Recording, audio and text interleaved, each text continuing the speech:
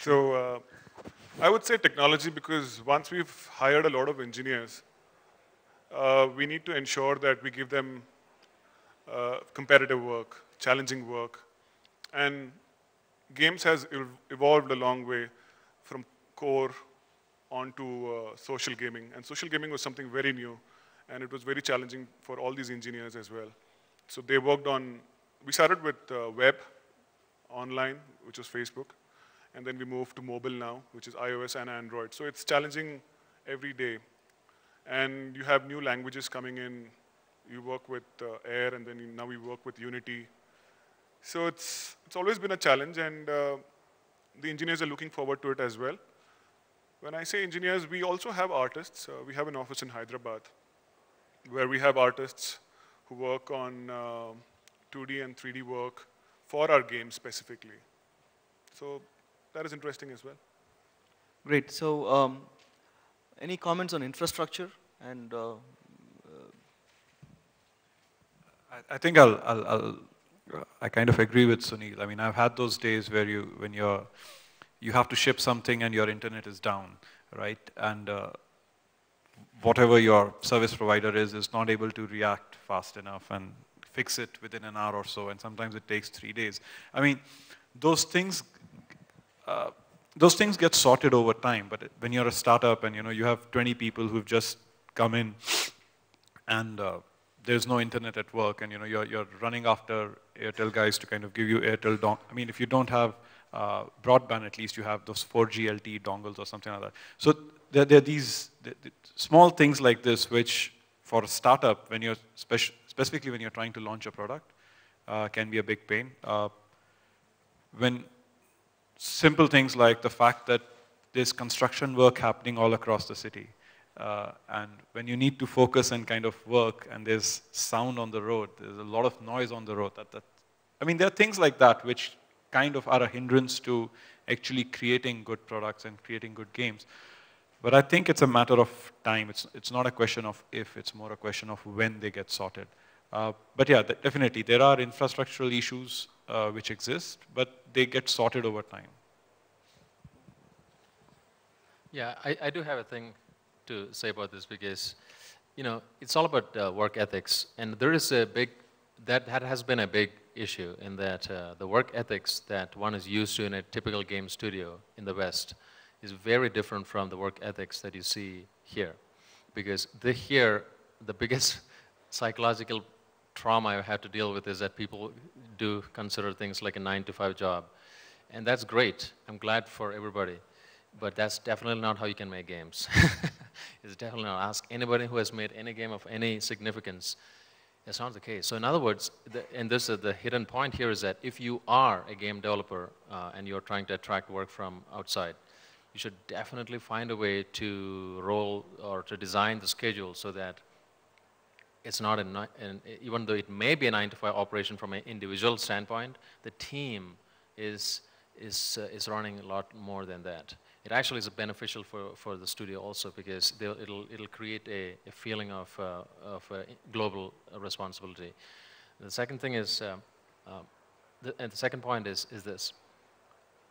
I've always been so surprised when right in the middle of something very important happening, people just, we take days off for, basically the number of sick days has in my in my Indian teams has been ridiculous, and that's a problem. And so I mean, it's a fact. It's a fact. People do get sick, but it's a startling problem because that's an enormous drop in productivity. If I could put all the lost days of such things, sick days, put it together, I could have made another game. The third thing is infrastructure, like in the way that we see it, is this. It's the studio has to, like the Indian partner, has to really invest in putting special lines just for main clients, for example, and just keep it on all the time and have another line just to upload and download stuff and not mix up the two. So these kinds of things are extremely important for the viability of this thing, because at the end of the day, it's in everyone's interest to ship something as quickly as possible, because only then will the US company, and in my case, me, will be able to bring in the funds to create another product and another and so on.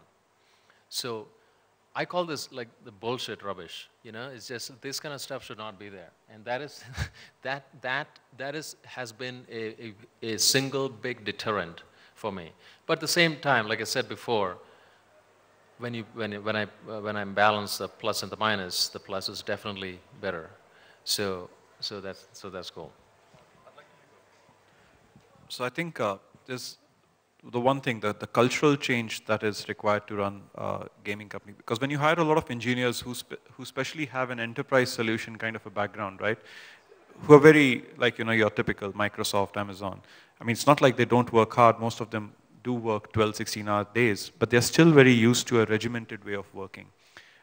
Gaming, especially the gaming industry, is not that. My mentor used to say that, you know, it's like you might like eating sausages, but try working in a sausage factory and making sausages. It's not the same thing.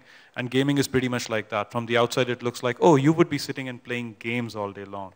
And that's not the case. Making a game is real hard work. It's 80-hour, 90-hour work weeks, non-stop for 3 years without ever taking a leave, right? And it does require, I'm not saying it's not fun. Please do not confuse the two things. It is fun, but it's a lot of hard work. And I think that cultural change I think it's getting there. As your organization evolves, it kind of gets a sense of what we are, especially in social games, because you're running games live. These games are available to people across the world who are playing it 24/7. So you have to be involved with your product 24/7. The issues like internet and office space, they were there, but as you grow, you start making some money, you get a backup connection, then you get a leased line, so they get sorted over time.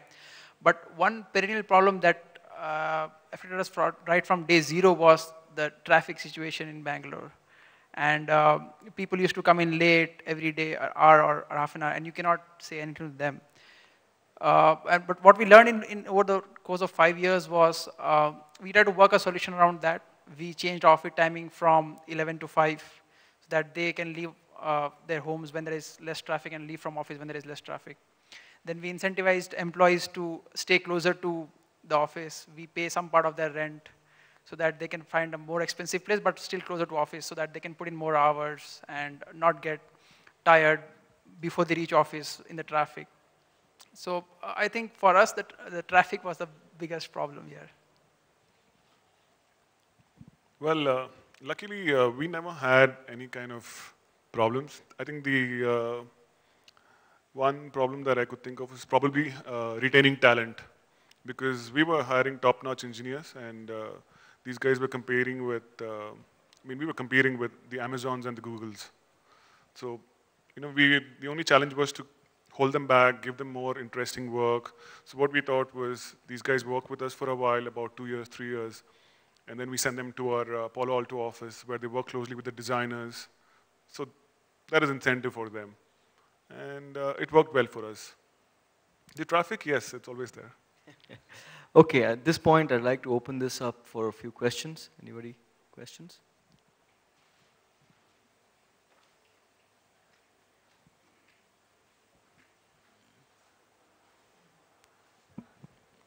Come on, there's got to be some question out there.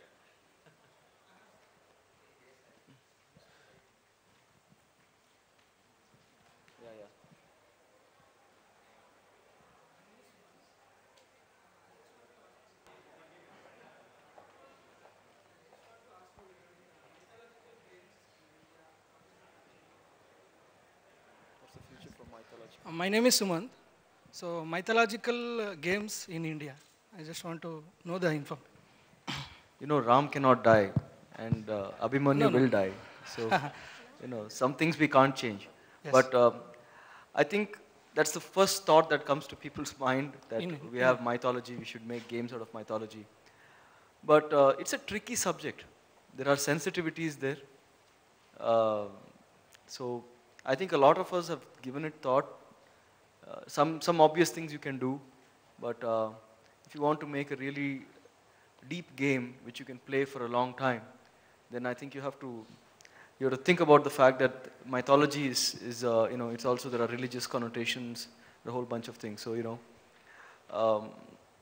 but having said that, I think, you know, if you look at how television has treated mythology, there are some lessons that we can learn in terms of adaptations that uses, you know, Chota Bheem is a great example of using mythology and then taking it to, you know, to the children in a more contemporary stories and so on. So I think there is definitely some scope there.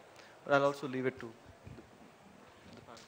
Why it is not coming up in India? Just I'm waiting for a long time, so I'm not able to see that kind of quality or this thing from, Yeah, if I you think compare. I got a message. And the question is, I mean, so, you know, it's a big puzzle, right? Like, why don't some of us just go on and make Mahabharata the game or something like that, right?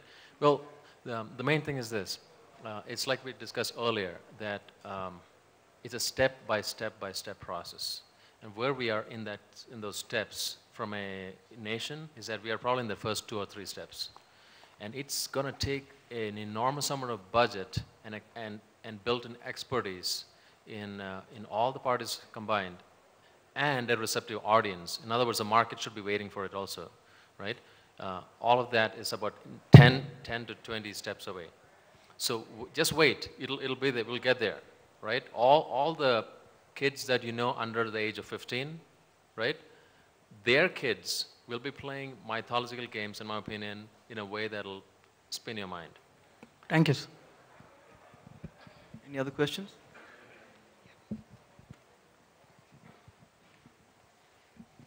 It's a simple question. You have been working for 5 years right now.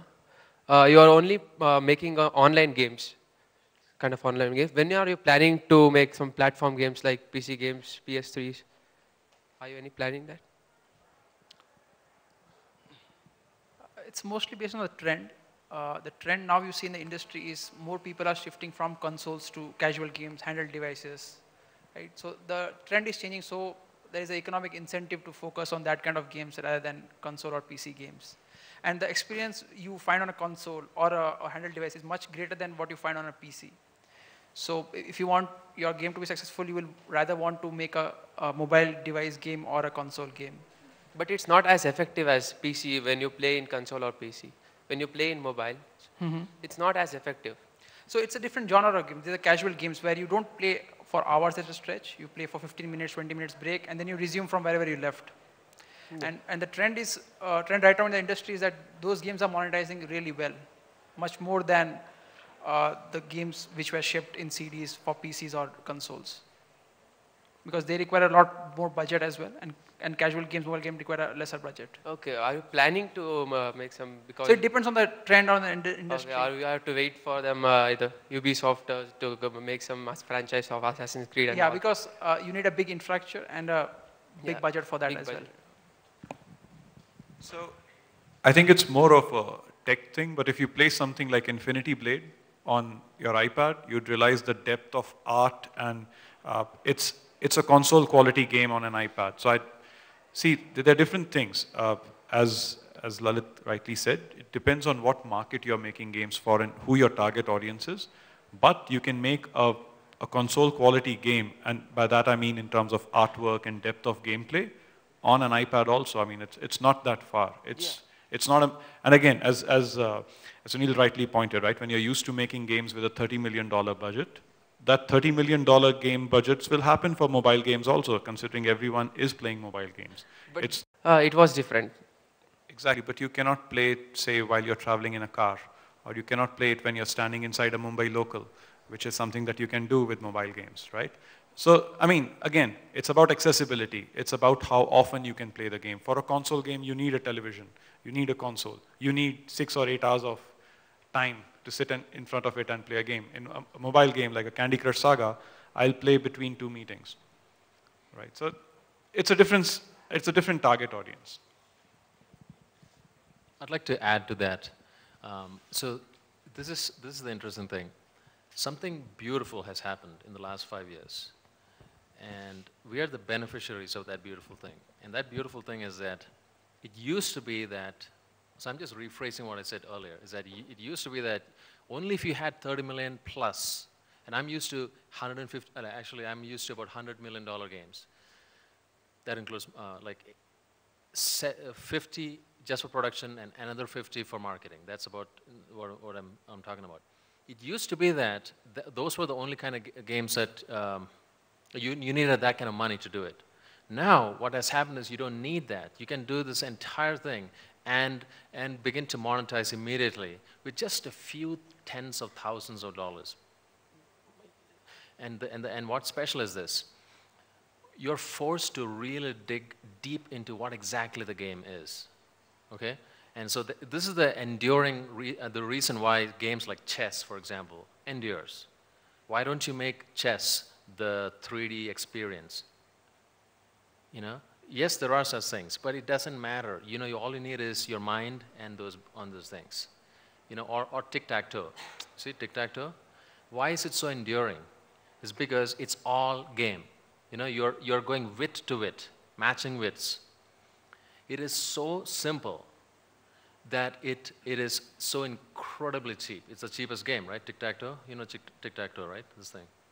Right. So that's what's happening. So people in the games industry realize that, look, only if you make the top 2 or 3 console games will you ever recover your money. So the graph looks very frightening in a console thing. It looks like this. The first 2, like Call of Duty. Make a Call of Duty, you're going to make you're going to make double the money the same day you bring it out. Yes, God of War. You'll make 3 times the money in the first 3 days. But so after that, it just drops. The graph simply drops completely. But all these guys also spend about 10, 20, $30 million. On the other hand, if you make a really good casual game that simply hits the right notes on the audience minds, right? With very fractional costs, like spend 25 cents for this added benefit, et cetera, et cetera.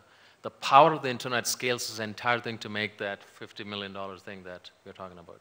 So that is incredibly attractive, and I think it actually prevents us from wasting all our time taking 4 years to make a console and hope to God it even gets something there. You know, you can actually make 40 games at that same time, and that's why it's so beautiful.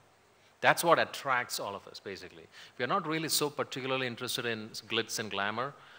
It's the fact that we can actually create a lot, engage a lot of people, and begin to see returns fast is very attractive, actually. Right. Any other questions? I'm here. Okay, we'll take him first and then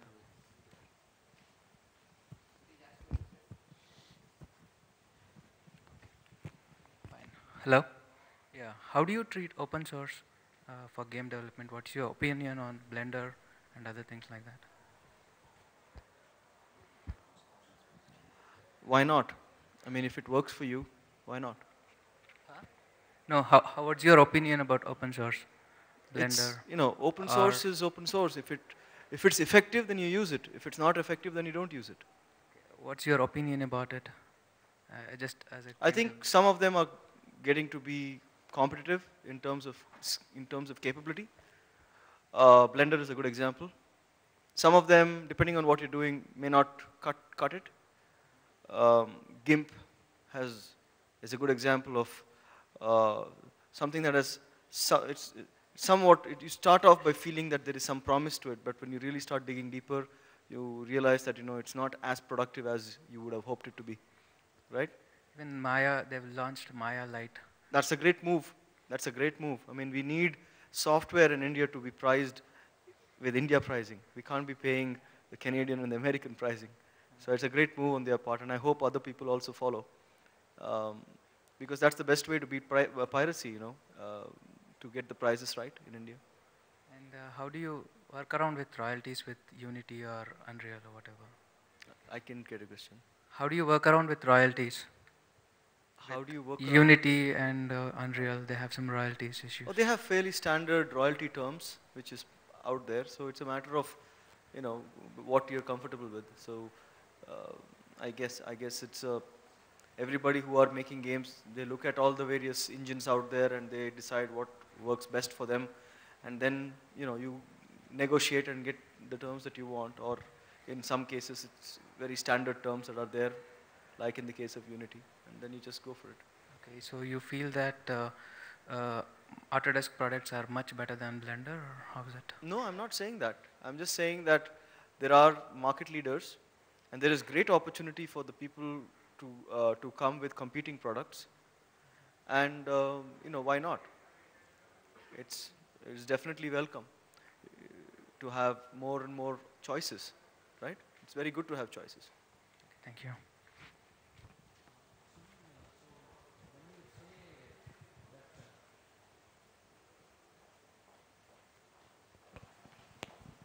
So I heard you say that our kids will be playing more high-end games. Going forward, it will be all good. But as a grown-up, even I would like to invest my time in playing some sort of games.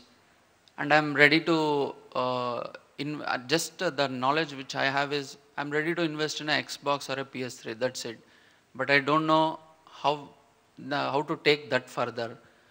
Like awareness about games is too little. There is no gaming forum where I can. Is it just by making start somewhere and I learn?